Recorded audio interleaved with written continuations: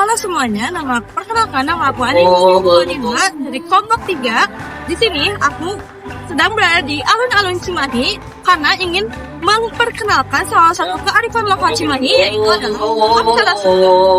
Nah, di sini aku juga sedang bersama. Halo semuanya, perkenalkan aku Asaf Fahmi. Aku adalah fakultas pengetahuan dan juga orang yang melestarikan aksara di area Cimahi. Nah, jadi di sini aku akan menanyakan beberapa pertanyaan kepada Asaf Fahmi yang akan menjelaskan tentang kearifan lokal aksara Sunda di daerah Kota Cimahi. Oke, masuk ke pertanyaan nomor 1. Apa itu aksara Sunda dan bagaimana sih, gimana sih karakteristik dari aksara Sunda yang ada di Cimahi? Jadi kita bisa tahu ya, kita harus tahu dulu aksara itu apa gitu kan. Aksara itu sistem penulisan yang digunakannya untuk menulis. Nah, Sunda itu berarti kan aksara yang dipakai oleh orang-orang Sunda. Nah, aksara Sunda ini tuh ada 2 jenis ya. Ada aksara Sunda kuno dan aksara Sunda baru. Jadi aksara Sunda itu adalah salah satu aksara Nusantara yang dibakukan teman-teman begitu. Dan aksara Sunda ini bedanya tuh kalau aksara Sunda baku tuh dia tuh konsonannya lebih banyak tapi pakemnya lebih sedikit. Dan juga tanda bacanya juga lebih sedikit. Sementara kalau aksara Sunda kuno itu dia tanda bacanya banyak tapi konsonannya lebih sedikit. Nah, aksara Sunda itu ada kalau salah tuh ada ngalagena ya. Ngalagena itu aksara konsonan, terus ada juga aksara suara yaitu aksara vokal kayak a, i, u, e, dan o. Ya. Jadi itulah aksara Sunda. Untuk karakteristiknya mungkin beda dengan perbedaannya dengan aksara-aksara Nusantara yang lain. Kalau aksara Sunda itu dia tuh abugida ya, cara penulisannya. Jadi abugida tuh dia tuh nggak berdiri sendiri. Jadi setiap huruf itu ada bunyinya. Kayak misalkan k, ga, nga gitu. Nggak bisa kita sebut k, g atau nge, eng gitu. Nggak bisa karena dia tuh nggak bisa berdiri sendiri gitu. Kalau misalkan ingin dimatikan bunyinya harus menggunakan rarangken atau semacam kayak tanda baca gitu. Nah, sekarang aku mau nanya nih, latar belakang bahasa Sunda, yaitu kayak sejarahnya tuh apa aja sih sampai adanya aksara Sunda di kehidupan kita dan sebelum aksara Sunda itu munculnya sistem aksara ini di Indonesia tuh lumayan panjang. Jadi tentunya pertama tuh ada pengaruh luar ya. Orang Indonesia tuh sebelum adanya pengaruh luar tuh mereka tuh belum punya sistem penulisan. Jadi ketika orang-orang yang dari India itu datang ke Indonesia membawa agama Hindu-Buddha, mereka juga pasti mengenalkan tulisan-tulisan mereka kan, karena mereka harus mengenalkan yang itu lewat tulisan juga. Nah, mereka tuh menyampaikannya menggunakan bahasa Sanskerta dan juga tentunya mereka ditulis dengan aksara Sanskerta. Nah, aksara Sanskerta ini mereka tuh ditulis dengan aksara Palawa. Jadi aksara yang dulu pertama kali masuk ke Indonesia itu adalah aksara Palawa. Nah, dari aksara Palawa ini dan aksara Brahmi, mereka tuh akhirnya berevolusi menjadi banyak sekali jenis aksara di Indonesia. Contohnya aksara Sunda, aksara Jawa. Kecuali yang unik tuh aksara Alipur ya, yang ada di Maluku. Dia tuh bentuknya apa sih? Alfabet ya. Kalau yang lain kan di Nusantara kan abugida, dia tuh alfabet. Oh ya, kalau dijelasin kalau alfabet tuh yang apa? Sendiri-sendiri, yang bisa berdiri sendiri hurufnya kayak A, B, C, D, E. Balik lagi ke itu apa? Aksara kita. Nah, itu supaya suku Sunda itu punya bentuk penulisannya sendiri gitu. Jadi punya karakteristik spesial sendiri gitu kan. Dan juga kan karena apa ya, kalau orang Sunda mengadopsi aksara Jawa kayak kurang lengkap karena kan bunyinya kan beda ya. Kan kalau di aksara Jawa tuh nggak ada bunyi e yang E sama U di tabel itu nggak ada. Tapi kalau di aksara Sunda tuh ada. Jadi itu juga untuk mengakomodasi orang Sunda tuh eh, untuk mengakomodasi bunyi vokal gitu juga. Nah, tadi kan kita udah dengar ya kalau Aska Fahmi itu menyebutkan banyak aksara kayak aksara Jawa, aksara Bali, aksara Maluku. Nah, aku tuh mau nanya, apa sih yang ngebedain aksara Sunda dengan aksara-aksara lainnya yang kayak udah tadi disebutin? Selain kalau di Jawa tuh kan nggak ada bunyi e ya. Nah, kalau perbedaan yang lainnya tuh apa? Kalau aksara Sunda ini, kalau aksara Sunda baku ya, dia tuh lebih gak ada tanda baku khusus. Kalau aksara Sunda baku, jadi kalau aksara Sunda baku tuh simple sekali, sangat sederhana. Nah, kalau kita berbicara tentang aksara Sunda kuno, dia tuh beda. Dia tuh bedanya apa? Gak ada konsonan yang asing kayak huruf Z belum ada, huruf H belum ada, huruf X belum ada, dan lain-lain sebagainya. Huruf B ya, B belum ada. Dan tanda bacanya juga beda kan. Kalau kita berbicara tentang aksara Sunda kuno, dulu tuh ada semacam penanda gitu kalau misalkan teks itu berbau agama, berbau religi, atau berbau kayak doang gitu. Begitu. Dan kalau bedanya dengan aksara lain, contohnya aksara Jawa deh. Aksara Jawa tuh nggak pakai spasi, jadi emang susah banget bacanya. Kalau aksara Sunda tuh pakai spasi, jadi dia lebih gampang. Jadi dia lebih gampang bacanya. Apalagi ya kalau bedanya. Terus juga yang paling membedakan vokal tadi ya. Lagi sih. Nah, kalau tadi Aska udah ngejelasin nih beberapa pertanyaan tentang aksara Sunda, aku tuh mau nanya Aska, bagaimana sih penerapan penggunaan bahasa Sunda di dunia modern, di kehidupan sehari-hari di kota Cimahi ini, biar aksara Sunda itu tetap terlestarikan gitu sebagai kearifan lokal yang ada di Cimahi. Nah, tentunya yang aku pengen sampaikan tuh, aku yang harapkan itu kota Cimahi itu melakukan lebih banyak pemberdayaan lah tentang aksara Sunda. Salah satu kalau dilihat nih dari penerapan yang sekarang udah ada gitu tentang aksara Sunda, sekarang pelang-pelang jalan di dekat tengah kota itu udah ada kayak aksara Sundanya. Contohnya di Jalan Kaum sama di Jalan Dr. Anda Haji Juanda, dan juga di Jalan Sriwijaya. Tentunya aku ingin ada pemberdayaan juga bagi orang-orang yang memang ahli gitu ya sebagai aksarawan, untuk kayak diadakan semacam kompetisi atau lomba gitu. Aku sendiri pernah memenangkan lomba aksara di Cimahi ya tahun 2023 gitu, tingkat kota. Dan ya tapi sayangnya tidak ada lagi gitu. Setelah itu tuh tidak ada lagi kompetisi untuk anak SMP atau anak SMA. Tapi ada kalau nggak salah kemarin yang ditujukan buat guru SD dan juga guru SMP. Tapi ya saya sangat berharap ada lomba yang ditujukan untuk anak muda, supaya anak muda tuh tertarik buat melakukan atau melestarikan aksara Sunda ini. Nah, selain itu juga salah satu penerapan paling favorit nih sama aku itu kaligrafi. Jadi aku tuh pernah lihat kaligrafi di Ekowisata Cimahi, ada pameran seni rupa gitu kan. Nah, itu ada kaligrafi aksara Sunda, itu cantik banget. Aku harap lebih banyak sih orang-orang yang tertarik buat kaligrafi dengan aksara Sunda.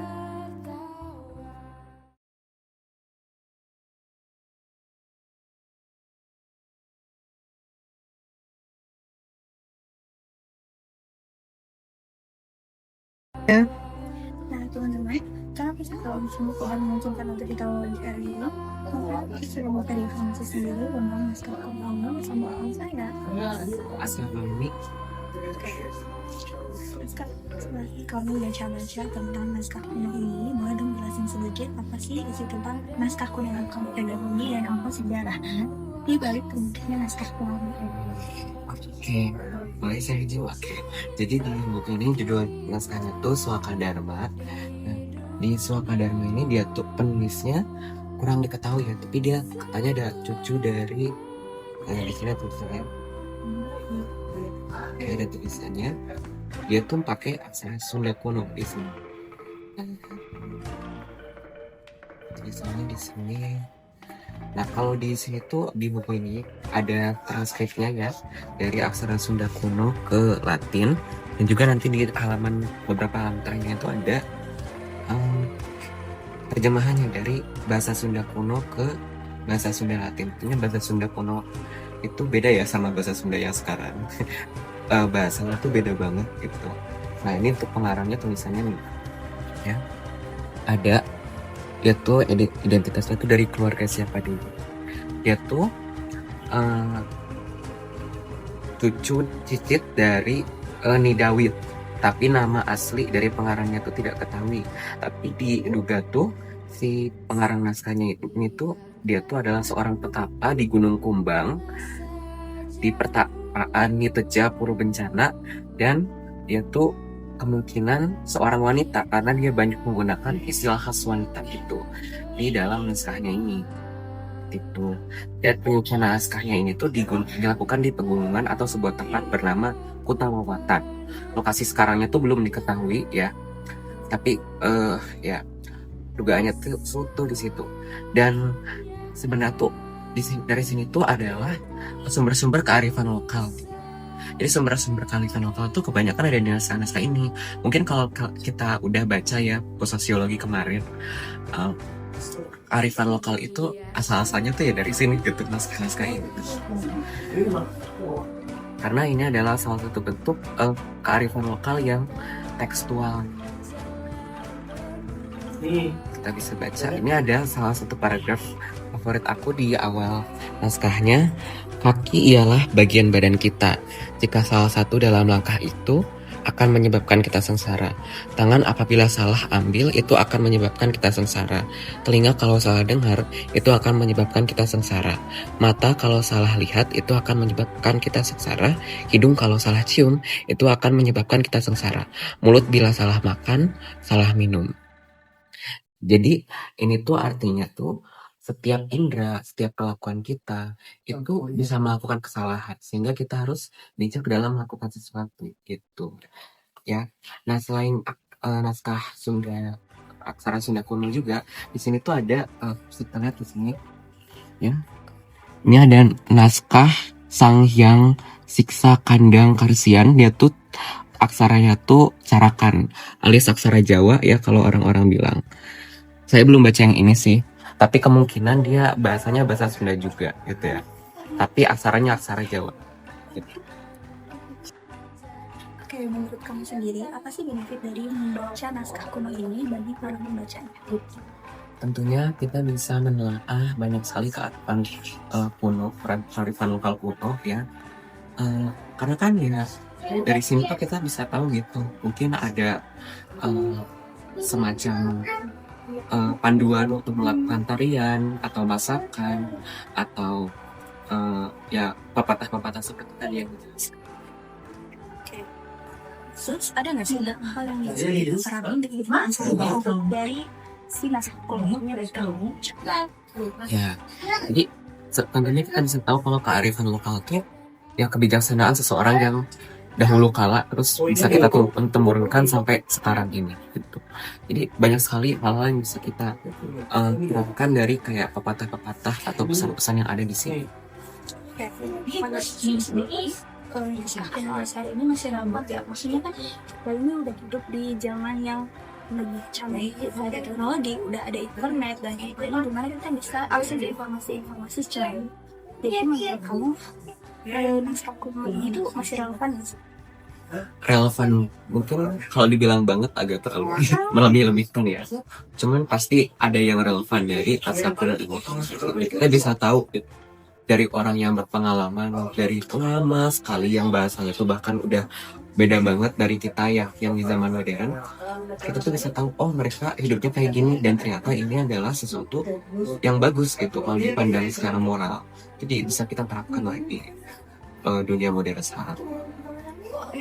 Terakhir, Faska ini kan suka banget baca. Nah, ada nggak sih tips cara agar anak-anak muda yang sekarang ini bisa tertarik untuk membaca dan bisa mencari tahu, especially tentang naskah kuno ini? Gimana sih ya caranya? Pertama tuh ya kita perlu pemberdayaan ya. Seperti yang kita tahu untuk kearifan lokal tuh kita harus lakukan pemberdayaan supaya orang-orang tuh tertarik untuk melestarikan hal ini. Contohnya dengan mengadakan kayak kompetisi atau enggak semacam penyuluhan, sosialisasi dan lain-lain. Dan juga kalau kalian tidak tahu, kami itu baru saja diberitahu kalau misalkan ada komunitas yang mengadakan pelatihan tentang transkripsi aksara Sunda ini. Jadi untuk kalian anak-anak muda yang tertarik ikut menerjemahkan naskah kuno ini, kalian bisa ke komunitas tersebut gitu. Oke, baik teman-teman, terima kasih untuk kalian yang sudah mendengarkan wawancara aku kali ini bersama Aska. Jika ada penasaran apa aja sih naskah kuno yang ada di perpustakaan Cimahi, boleh langsung aja datang ke sini dan melihat jenis-jenisnya dan dibaca secara langsung. Terima kasih.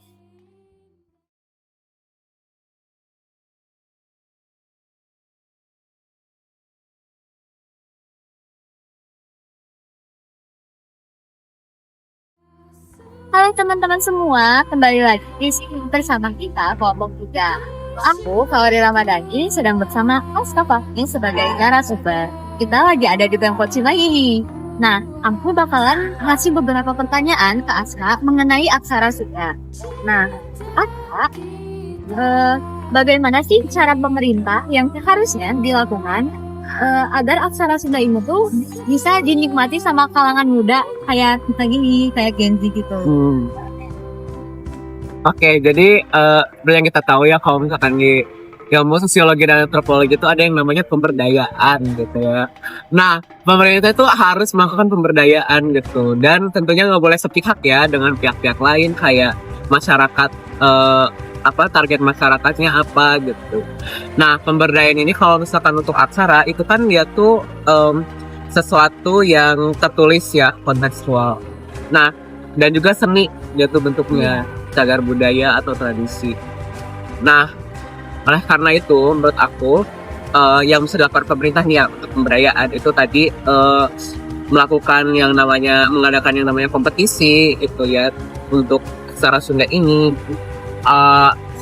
Yaitu misalkan menulis, membaca, atau bahkan membuat kaligrafi gitu kan. Itu keren banget. Atau dalam pemberdayaan itu bisa juga kayak bikin workshop tentang aksara Sunda, atau memberdayakan komunitas-komunitas yang melestarikan atau menggunakan aksara Sunda secara aktif gitu di kalangan masyarakat ini gitu. Karena pada faktanya ada gitu komunitas naskah kuno di Cimahi ini yang menggunakan aksara-aksara tradisional ya, aksara-aksara Nusantara termasuk aksara Carakan dan juga aksara Sunda itu untuk menafsirkan dan menerjemahkan naskah-naskah kuno yang ditemukan di sini.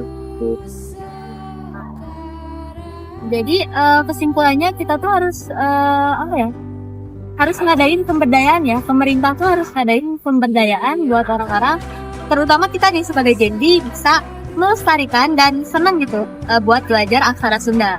Nah, selanjutnya Aska, menurut kamu sendiri buat kita sebagai generasi muda, gimana sih cara kita untuk melestarikan budaya aksara Sunda ini? Kayak kita harus ngapain biar kita juga enjoy sama aksara Sunda ini gitu. Sebagai Gen Z juga ya, dan juga salah satu orang yang kayak emang tertarik banget sama aksara Nusantara gitu ya dari dulu. Ya kita tuh harusnya bisa menjadikan aksara ini sebagai kayak sumber prestasi dan juga sumber masa depan kita gitu, sumber karir kita juga gitu. Jadi istilahnya tuh Gen Z kan juga realistis kan ya. Mereka tuh ngambil hobi tuh yang bermanfaat gitu. Salah satunya tuh kalau misalkan aksara ini bisa bermanfaat di kehidupan kita sehari-hari, Gen Z juga bakal tertarik gitu. Selain itu kita juga harus tahu gitu diedukasikan gitu, diberitahukan lagi Gen Z tentang manfaat aksara ini begitu. Nah, supaya kita bisa suka dengan aksara Sunda itu kita harus tahu manfaatnya dan juga fungsi estetikanya kok, dan juga kita harus tahu kalau itu identitas kita. Kayak nggak mungkin dong kita kayak istilahnya malah istilahnya itu kita kalah sama negara-negara lain kayak misalkan Korea Selatan gitu ya yang punya Hangul dan mereka tuh dilestarikan terus menerus. Kita tuh nggak boleh kalah sama mereka. Kita punya aksara-aksara kita sendiri ya kan, kita punya carakan, kita punya aksara Sunda yang mereka tuh punya estetikanya sendiri gitu. Jadi ya kita nggak boleh kalah juga, kita harus kompetitif gitu supaya kita tanamkan saja gitu. Dan juga kita juga harus menemukan manfaat gitu. Nah intinya kita tuh kita tuh bisa gitu buat belajar aksara Sunda, tapi kita tuh emang harus nyari cara yang enjoy gitu buat kenal sama aksara Sunda ini. Nah kita juga harus bisa ngenalin aksara Sunda ini, gak cuma aksara Sunda ya, aksara lain juga. Tapi karena kita ada di wilayah Jawa Barat, kita fokuskan ke aksara Sunda buat lebih terkenal lagi di global gitu, di era globalisasi. Belajar bahasa Sunda itu biar bahasa kita tuh nggak punah, terutama aksara-aksara yang sekarang udah jarang diminati sama generasi muda. Terus Aska, apa aja sih penerapan aksara Sunda yang ada di sekitar kita ini? Tentunya ya yang aku lihat tuh kalau di Cimahi ya, itu banyak pelang-pelang baru yang dipasang dengan aksara Sunda. Terus juga aku tuh pernah lihat kayak kalau wisata Cimahi itu ada kayak pameran seni gitu, dan ada yang buat kaligrafi Sunda, itu keren banget menurut aku. Karena apa ya, aku tuh jarang banget nemuin kaligrafi yang nggak Arab gitu. Yang ya aksara tuh kayak kebanyakan kaligrafi itu Arab kan. Padahal kaligrafi itu sebenarnya luas. Kalian mengkaligrafikan aksara Hangul juga boleh gitu. Mengkaligrafikan Jepang kan ada tuh namanya ilmunya Suji ya kan. Kalau di Jepang, kalau di aksara-aksara Nusantara ini jarang banget yang minat untuk mengkaligrafikan aksara Nusantara. Jadi menurut aku harus diperbanyak sih kaligrafi aksara Nusantara gitu, karena ya cantik. Terus juga ada juga di banyak gapura kota-kota, contohnya di gapura Pemkot Cimahi juga ada tuh baru dipasang. Ngomongin gapura yang ada di Pemkot Cimahi, itu pernah dengar ya berita yang viral gitu waktu itu. Katanya gapura aksara Sunda yang ada di gapura Pemkot Cimahi itu penulisannya salah, ada yang salah. Nah kamu bisa ceritain apa yang salah dan apa yang harus diperbaiki? Nah jadi kalau nggak salah tuh di gapura Pemkot Cimahi ini baru-baru ya dapat beritanya, dia tuh baru dibangun gapuranya, terus ditambah dengan aksara Sundanya, dan langsung dikritik sama maestro aksara Sunda yaitu Mang Ujang Lain. Dia tuh salah satu aksarawan dan dia tuh sadar kalau tulisan aksara Sunda yang ada di gapura Cimahi itu dia tulisannya salah. Itu kan tulisan aksara Sundanya tuh harusnya bertemu Aluyu Ngawangun jadi Made. Jadi itu tuh adalah ide semboyannya sih. Nah, Ngawangun itu kan pakai yang aksara yang kayak gini. Nah, kalau di situ yang salah tulis jadinya Gawagun, dia pakai J dua suara tuh. Jadi ya salah banget, dan juga dia tuh beda banget gaya fontnya, kayak font aksaranya tuh beda banget sama yang ada di pelang-pelang jalan Cimahi. Jadi beda banget lah vibes-nya gitu kan. Jadi nggak konsisten gitu di sini mau pakai font apa sih. Jujur kalau aku lihat ya, aksara Sunda yang pelang-pelang atau aksara yang semua itu beda banget sama yang tidak tuh. Fontnya beda. Jadi itulah salah satu cerita sama sendiri.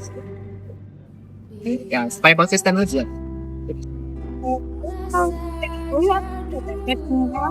Ayo, let's go. Kan kita udah ada di depan Pemkot Cimahi. Nah kita bisa lihat ada gapuranya di sana yang sudah ada aksara Sundanya yang udah kita omongin tadi nih. Katanya sih ada salah ya. Nah aku pengen Aska buat review langsung dong gapuranya kayak gimana sekarang. Nah jadi kalau yang aku lihat nih, aku juga pernah pas itu lewat Pemkot kemarin ini dibenerin. Bener-bener pemerintah Pemkot Cimahi alhamdulillah kayaknya gercep banget setelah dikritik sama maestro Ujang Lain gitu kan. Nah jadi ini udah dibenerin, itu udah kan yang awalnya Gawagun ya, Itu udah bisa dibaca tulisannya jadi Ngawangun, udah bener. Nah, kan yang seperti yang aku bilang tadi, itu kan aksaranya kayak gini. Z ada ekornya ke atas, ke diagonal gini. Kalau Ga tuh Z terus ada ekornya melingkar. Gitu. Nah, dan juga fontnya udah sama ya, sama pelang-pelang jalan di Cimahi. Jadi udah konsisten dan juga menjadi ciri khasnya Cimahi, begitu. Jadi udah aman ya yang di Pemkot Cimahi ini. Oke, ternyata udah aman teman-teman. Alias kerjanya cepet ya buat pemerintah Kota Cimahi. Keren gak sih? Kita harus bangga, guys. Nah, teman-teman, kita di sini udah selesai nih buat ngobrolin aksara-aksaranya. Kita kan udah bahas tuh aksara tuh apa aja sih, jenisnya apa aja sih. Nah, kita tuh tadi kan bantu Aska semua ya, karena Aska juga udah ngerti kan, lumayan banyak gitu tentang aksara. Nah, untuk Aska, kamu ada kesan dan pesan nggak buat para penonton di sini? Kesannya tentu aku sangat senang ya bisa ditanya-tanya dan bisa berbagi ilmu tentang aksara gitu ya. Sesuatu yang emang udah aku tertarik gitu dari dulu gitu. Dan dengan berbagi ilmu ini aku tuh senang banget gitu loh. Pokoknya bisa berbagi informasi ke kalian semua tentang aksara. Pesannya aku ingin dengan kalian melihat video ini kalian bisa bisa tahu banyak gitu tentang informasi-informasi tentang aksara. Dan juga aku harap juga banyak sekali calon-calon aksarawan yang sedang menonton video ini yang bisa melanjutkan perjuangan aksarawan sebelumnya. Nah, teman-teman, akhirnya kita semuanya udah beres ya. Dari aku dan Aska kita pamit, dan juga dari kedua teman kita yaitu Anin dan Nur Afifah kita juga pamit. Terima kasih telah menonton video edukatif kita tentang kearifan lokal yang ada di Cimahi ini. Kami dari kelompok 3 izin pamit. Terima kasih. Wassalamualaikum warahmatullahi wabarakatuh. Dadah semuanya.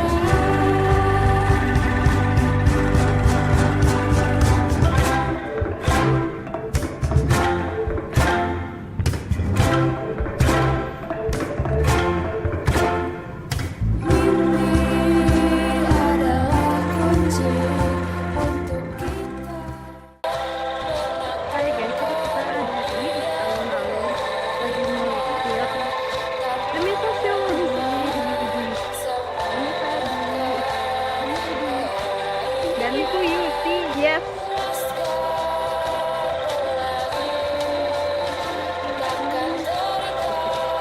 Dan itu Aska.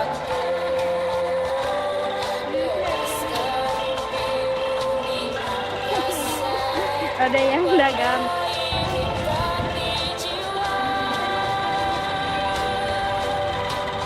Ada mau.